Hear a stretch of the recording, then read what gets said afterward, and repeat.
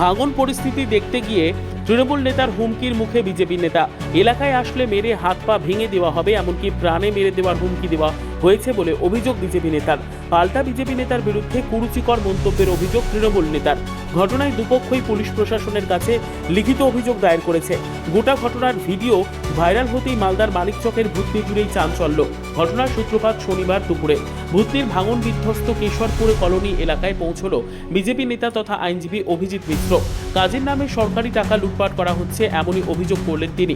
তার অভিযোগ, স্থানীয় তৃণমূল নেতা নীরেন মাহাতো তাকে গালিগালাজ করার সাথে হাত পা ভেঙে দেওয়া এবং প্রাণে মেরে দেওয়ার হুমকি দেয় বলে অভিযোগ। এই এলাকায় দ্বিতীয়বার আসলে হুমকি দেওয়া হয় বলে অভিযোগ নেতার। আর সেই মুহূর্তের ভিডিও তিনি তুলে ইতিমধ্যেই সোশ্যাল মাধ্যমে ভাইরাল করেছেন। এদিকে রবিবার দুপুরে সেই ভাঙন বিধ্বস্ত এলাকায় আবারও যায় ওই বিজেপি নেতা অভিজিৎ মিশ্র, তবে এদিন কোনো রকম গন্ডগোল হয়নি। আপনারা সবাই জানেন যে গতবার ভূতনি দুবার ডুবেছিল, এবারও ভূতনি ডুবেছে।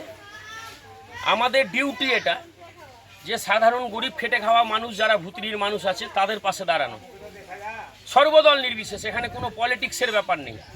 আমি প্রায় এখানে আসি, ভূতনির মানুষের কথা বলি। যেভাবে অন্যায়ভাবে মাটির কাজ হচ্ছে আপনারা দেখলেন যে একটা বস্তাতে খুব বেশি হলে এক ডালি মাটি আছে।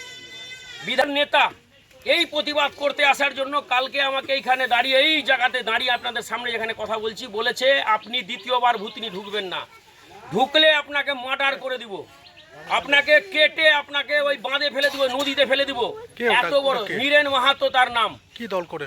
সে তৃণমূলের একজন নেতা, তার বউ হচ্ছে পঞ্চায়েত সমিতির মেম্বার হিরানন্দপুর জিপির।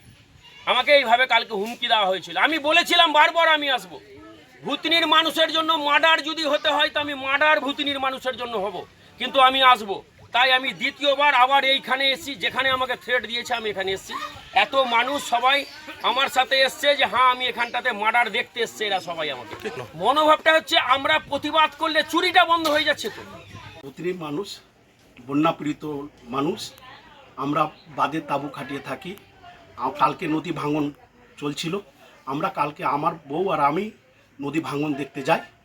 ওখানে গিয়ে দেখছি যে অভিজিৎ মিশ্র রাজ্য সরকারকে এবং আমাদের মানিকচকের বিধায়িকা সাবিত্রী মিত্রকে গালাজ করছে।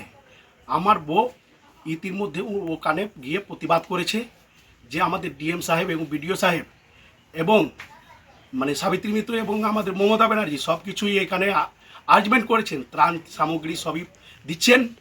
এবং তাতে এই প্রতিবাদ আমার বউ করতে গিয়ে আমার বউকে বাজে একটা নোংরা ভাষা দিয়ে কুরুচিকর কিছু মন্তব্য করেছে।